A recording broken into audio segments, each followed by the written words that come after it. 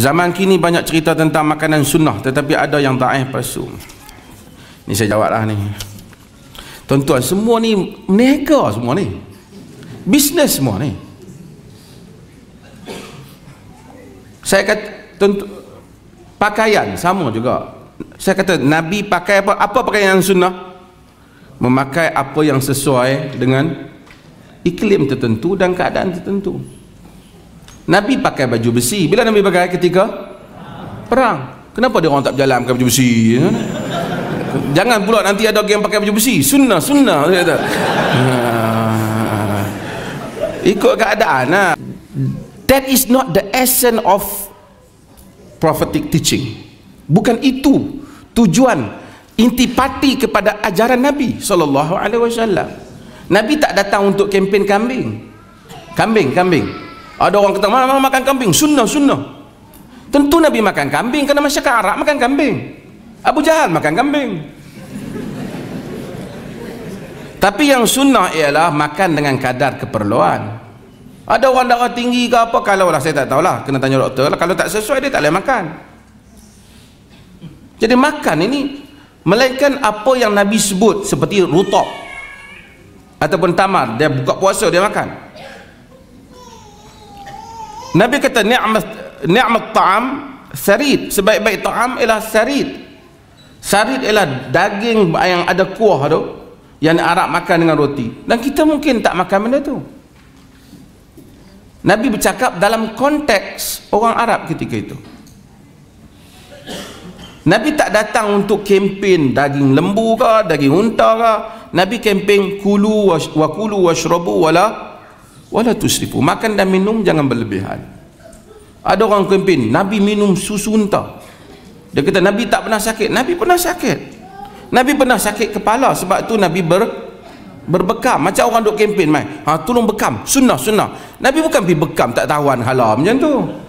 Apabila dia sakit baru dia bekam. Maksud apabila sakit cari ubat. Kau tidak membangun Islamic civilization, peradaban Islam yang bangun di Andalus semua bukan kerana bangun tak benda ni semua. Ia bangun di atas kita telah menghasilkan berbagai-bagai perubatan. Bimaristan adalah merupakan hospital-hospital yang dihasilkan di Baghdad dan di Andalus, yang telah jauh mendahului apa yang ada di Eropah ketika itu. Satu perpustakaan di Andalus bukunya menyamai keseluruhan perpustakaan di Eropah di dalam berbagai bidang. Bukan kempen makan kismis ya. Nabi tak kempen benda tu, cuma Nabi lakukan kerana itu yang ada di sekitaran. Sekarang ni orang kempen slipper pula buat atas kepala, sebab Nabi pakai slipper. Dia kata siapa tak suka slipper ni tak sayang Nabi. Kenapa tak bubuh gambar unta atas kepala? Nabi pun naik unta. Ataupun ambil gambar kambing, kerana Nabi juga makan kambing. Habbatus sauda, air zam-zam, air ludah ustaz, apa lagi kita campur, kita kata makanan Nabi SAW. Hatta Nabi tak pernah campur macam tu. Nabi kata habbatus sauda syifa min kulli da. Habbatus sauda syifa. Nabi pun tak kata asy-syifa, maksudnya the ultimate ubat untuk semua. Nabi tak kata. Syifa bermaksud dia boleh menjadi ubat lah untuk penyakit. Itu pun Ibn Hajar nukil dalam Fathul Bari dan juga Ibn Qayyim dalam At-Tib Nabawi. Dia kata kena nak ikut iklim juga. Nabi tak pernah tentukan dos banyak mana. Letak habbatus sauda satu cawan ni minum tengok, panas kepala. Sebab itu maka saya tak apalah, memang saya tahu ramai ustaz-ustaz nak kaya sekarang ni, tapi jangan tipulah kan.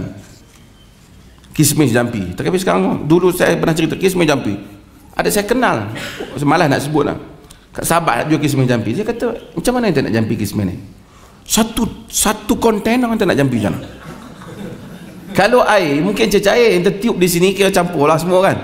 Ente nak tiup macam mana? Ente kata kismis ini telah dijampi oleh gambar dia sekalian. Sekian ente jampi macam mana? Dia kata kadang-kadang nak suruh anak buah anak jampi.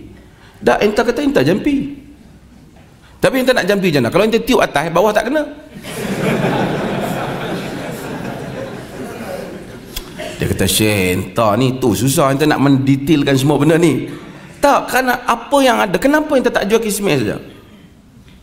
Sekarang ni lagi hebat. Ni peralatan tangkap mantu ni.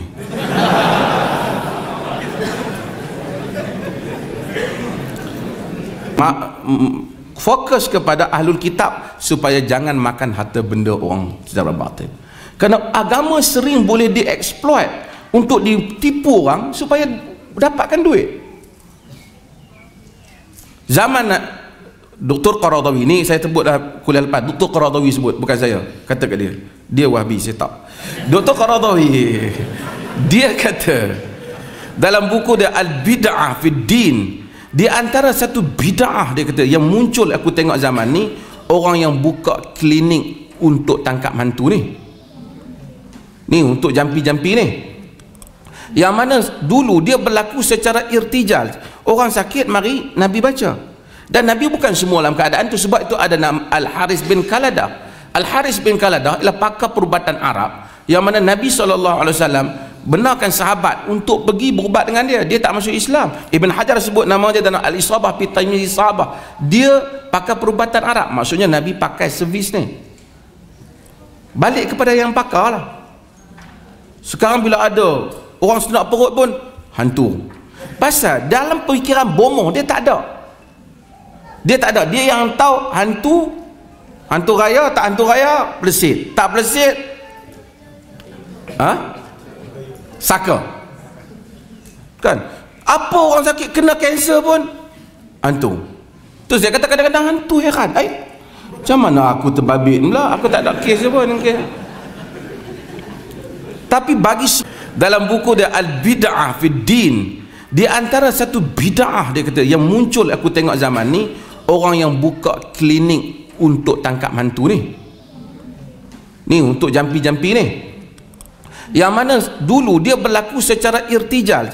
Orang sakit mari Nabi baca, dan Nabi bukan semua dalam keadaan tu. Sebab itu ada nama Al-Haris bin Qaladah. Al-Haris bin Qaladah ialah pakar perubatan Arab, yang mana Nabi SAW benarkan sahabat untuk pergi berubat dengan dia. Dia tak masuk Islam. Ibn Hajar sebut nama dia dalam Al-Isabah fi Tamyiz Sahabah. Dia pakar perubatan Arab, maksudnya Nabi pakai servis ni. Balik kepada yang pakar lah. Sekarang bila ada orang senak perut pun hantu. Pasal dalam pemikiran bomoh dia tak ada. Dia yang tahu hantu raya, tak hantu raya, pelesit, tak pelesit, saka. Kan? Apa orang sakit kena kanser pun hantu. Tu saya kata kadang-kadang hantu heran. Macam mana aku terbabit pula? Aku tak ada kes pun. Tapi bagi sebuah universiti untuk keluar benda ni, tempat akademik, sangat tidak wajar. Universiti tempat research, tempat bercakap benda. Untuk nak membangun, orang tak cakap pasal jin alam dia. Ada surah jin, tapi ni semua jin, kena sakit perut jin, muntah jin, orang aksiden jin, kedai tak laku jin. Saya buka kedai, restoran tak laku sebab ada orang buat. Semua pikiran kita superstitious, semua masuk dalam kepala, dan kita tak boleh bergerak. Dan saya rasa pemangkin benda ni, selain daripada Raja Bomoh tu yang dah diistihar apa, pemangkin benda ni sebahagiannya golongan agama. Tangkap hantu, sakit pun sakit hantu. Tuan-tuan pergilah, saya bukan nafikan sihir ada, tapi tuan-tuan pergilah, orang yang selalu cakap pasal hantu, tuan-tuan pergilah tahun depan ke rumah dia, mesti cerita hantu lain pula. Betul, dia kata ni sakit ni ada saka. Habis saka tu, besok mai pula, tahun depan kita jumpa dia, ada orang sebelah hantar setan. Esok kita pergi pula, anak dia. Itu saja pikiran dia. Tuan-tuan pergilah, kenalilah orang yang suka macam ni. Itu kerana syaitan telah menguasai dia. Tak, bisnes ni ada dalam banyak manusia. Sebab itu Quran fokus kepada ahlul kitab supaya jangan makan harta benda orang secara batin. Kerana agama sering boleh dieksploit untuk ditipu orang supaya dapatkan duit. Zaman Dr. Qaradawi ni, saya sebut dah kuliah lepas, Dr. Qaradawi sebut, bukan saya kata kat dia Wahbi, saya tak. Dr. Qaradawi dia kata dalam buku dia Al-Bid'ah Fid Din, di antara satu bid'ah dia kata yang muncul aku tengok zaman ni, orang yang buka klinik untuk tangkap hantu ni untuk jampi-jampi ni, yang mana dulu dia berlaku secara irtijal. Orang sakit mari Nabi baca, dan Nabi bukan semua dalam keadaan tu. Sebab itu ada nama Al-Haris bin Qaladah. Al-Haris bin Qaladah ialah pakar perubatan Arab, yang mana Nabi SAW benarkan sahabat untuk pergi berubat dengan dia. Dia tak masuk Islam. Ibn Hajar sebut nama dia dalam Al-Isabah fi Tamyiz Sahabah. Dia pakar perubatan Arab, maksudnya Nabi pakai servis ni. Balik kepada yang pakar lah. Sekarang bila ada orang senak perut pun hantu, tapi tuan-tuan pergilah. Orang yang selalu cakap pasal hantu, tuan-tuan pergilah tahun depan ke rumah dia, mesti cerita hantu lain pula. Betul. Dia kata ni sakit ni, ada saka. Habis saka tu, besok mai pula, tahun depan kita jumpa dia, ada orang sebelah hantar setan. Esok kita pergi pula, anak dia. Itu saja pikiran dia. Tuan-tuan pergilah, kenalilah orang yang suka macam ni. Itu kerana syaitan telah menguasai dia. Syaitan telah kuasai dia. Zaman kini banyak cerita tentang makanan sunnah, tetapi ada yang daif palsu. Ni saya jawablah ni. Tuan-tuan, semua ni meniaga, semua ni bisnes, semua ni. Saya kata pakaian sama juga. Saya kata Nabi pakai apa pakaian yang sunnah? Memakai apa yang sesuai dengan iklim tertentu dan keadaan tertentu. Nabi pakai baju besi. Bila Nabi pakai? Ketika perang. Kenapa dia orang tak berjalan pakai baju besi? Jangan pula nanti ada orang yang pakai baju besi. Sunnah dia kata. Ikut keadaan lah, kan. Saya bukan nak berbalah, tapi kadang-kadang tak menasabah. Sekarang ni macam saya tahu that is not the essence of prophetic teaching.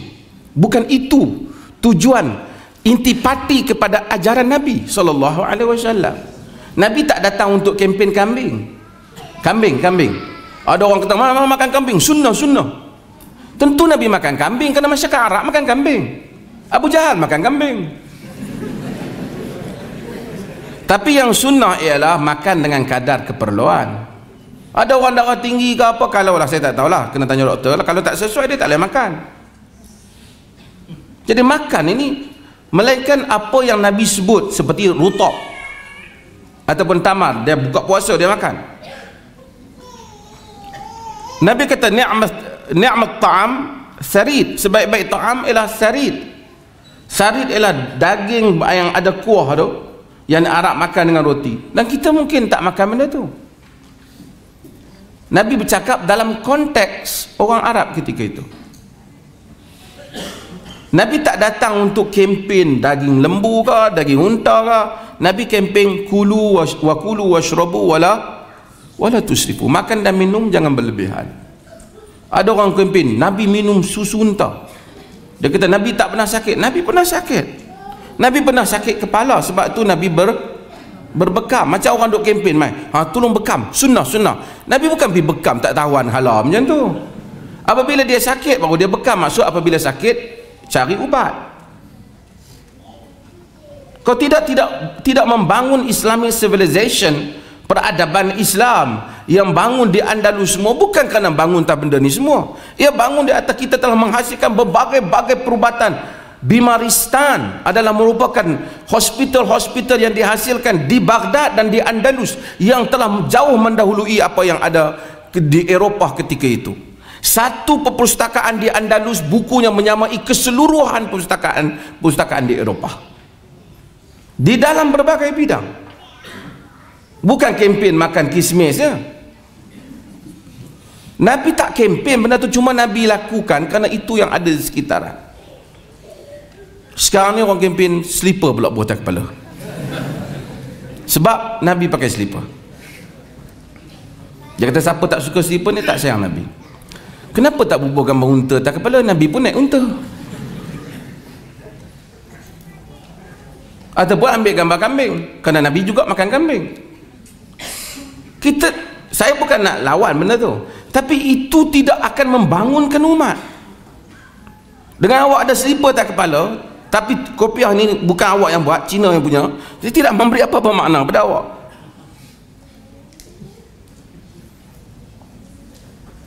Ini kita tak salah fokus. Dan orang yang semua ini ada toke di belakangnya. Kita campur kurma, apa lagi? Kismis, habbatus sauda, air zam-zam, air ludah ustaz. Apa lagi kita campur? Kita kata makanan Nabi SAW. Hatta Nabi tak pernah campur macam tu. Nabi kata habbatus sauda syifa min kulli da. Habbatus sauda syifa. Nabi pun tak kata asy-syifa, maksudnya the ultimate ubat untuk semua. Nabi tak kata. Syifa bermaksud dia boleh menjadi ubat lah untuk penyakit.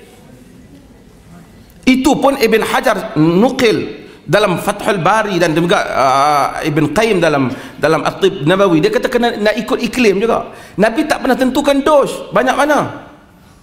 Letak habbatus sauda satu cawan ni minum tengok, panas kepala. Sebab itu maka saya tak apalah, memang saya tahu ramai ustaz-ustaz nak kaya sekarang ni, tapi jangan tipulah kan. Kismis jampi. Tapi sekarang, dulu saya pernah cerita kismis jampi. Ada saya kenal, malas nak sebut lah, sahabat jual kismis jampi. Dia kata, macam mana ente nak jampi kismis ni? Satu kontainer ente nak jampi macam mana? Kalau air, mungkin cair, ente tiup di sini, kira campur lah semua kan.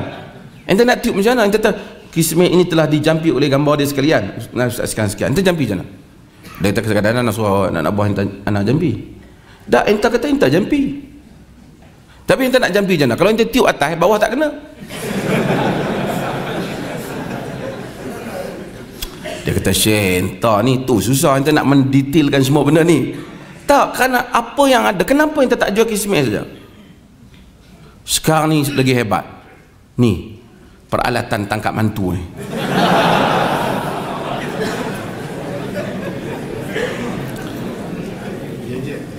Gadget. Tapi kita jangan lupa, saya bukan nak kacau bisnes orang. Tapi benda ni sebelum ada di dalam dia orang buat, di dalam Kristian dah ada. Dalam Kristian dah ada.